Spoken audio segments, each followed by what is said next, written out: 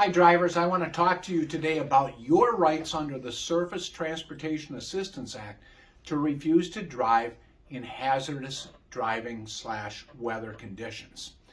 If you watched some of these videos before, you've seen us talk about the STAA. That stands for Surface Transportation Assistance Act. And that law is the law that gave us 80,000 pound gross weight limits and 34,000 tandem axle weight limits and 48-foot trailers and later 53-foot trailers.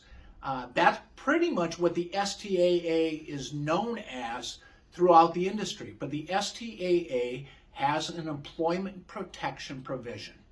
And that provision says no person may discharge, discipline, or discriminate against a commercial vehicle driver because that driver either makes a complaint to the employer or the government about a violation of a commercial vehicle safety regulation, or refuses to drive because driving would violate a commercial vehicle safety regulation, whether it's a major violation or minor out of service, non-out of service.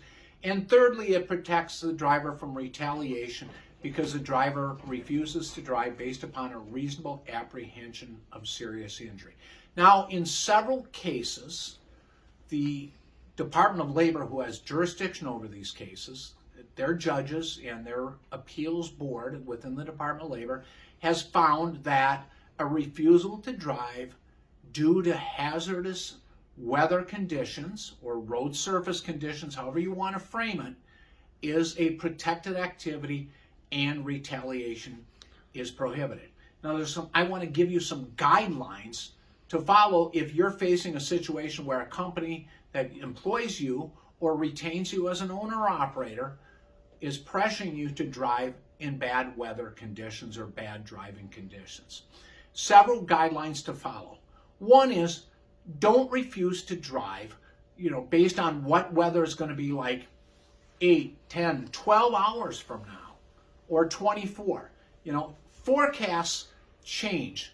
Weather can constantly change. So it's best when you're going to make a refusal to your employer, the company you're driving for, based upon weather, that it be based on reasonably current conditions and forecasts. So for example, I would say if you're getting a forecast, you're scheduled to go out tomorrow morning, now's not a good time to say, I'm not going out tomorrow because the weather is forecast as bad.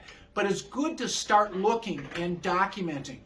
Every good case where a driver, when we've been able to prevail when a driver refuses to drive due to bad weather or other conditions that make it hazardous to drive, it includes documentation. So it's important. If you're looking ahead, yes, that you start documenting weather forecasts. Print them, download them, dated, put the source of where you got it. Okay? The other thing that's important to do is update that throughout the day or the evening. And when you wake up tomorrow morning and it's snowing, sleeting, blowing snow, blizzard conditions, that you again update it. And you take steps to determine what the weather conditions are, either where you're at or up ahead.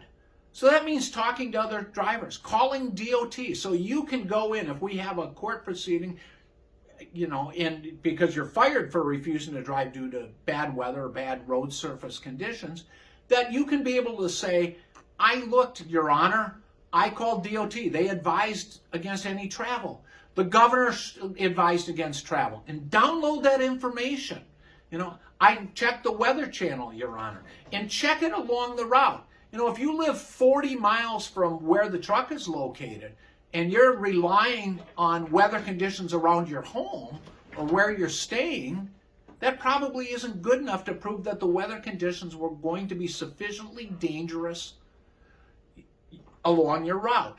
So 1, have good documentation.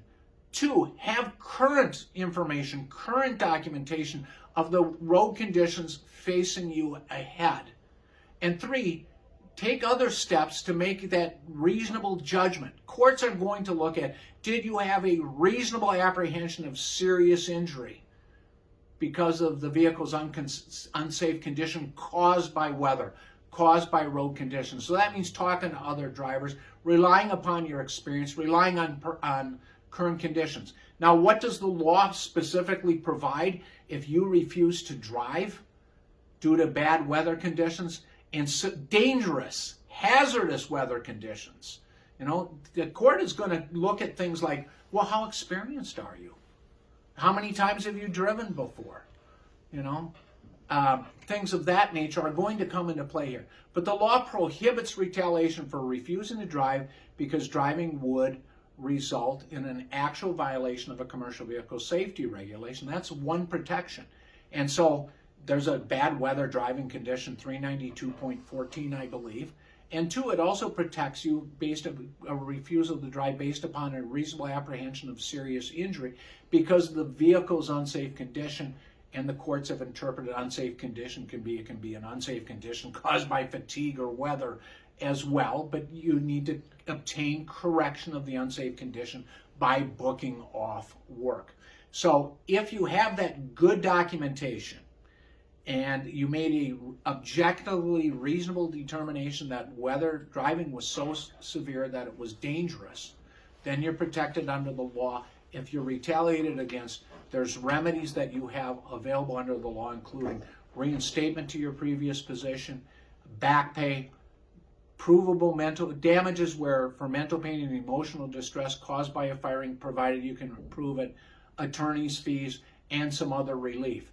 So it's important to be safe out there, and it's important to document your refusals to drive because driving would violate a DOT regulation or was otherwise unsafe.